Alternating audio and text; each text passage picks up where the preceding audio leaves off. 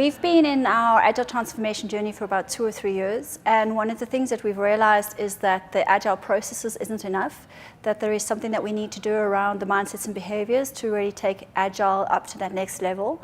And what I'm talking about at Agile is we call it a leadership lab. It is really a 3-day workshop that we put together that allows people to really experience for themselves how they're showing up. It works around behavior, so we're really trying to get a place for people to shift out of an old way of showing up, which is very unilateral, into a new way of showing up, which is more agile. I think for me the key points out of my talk are that behavior really is actionable when we get an awareness and understanding of why we behave the way we do. And once we have that understanding, we can then start to choose new ways of showing up. And that this is not as hard as we think it is. People can and do change when we create the right space for them and when we create the right framework for them.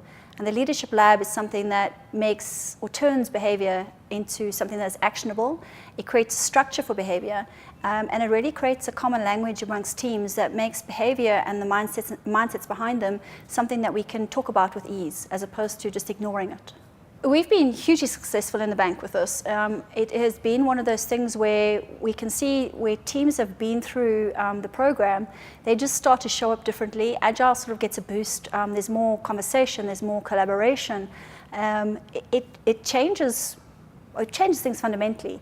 We've had teams who have come out of the workshop and go back, and they've managed to fix on their own, without leadership, dysfunctional relationships with other teams. So it's really, really improving our delivery, and it's really improving, I think, how people feel about themselves in the workplace. So we're kind of tapping into people's potential, and we're getting more out of people without having to beat them with a stick.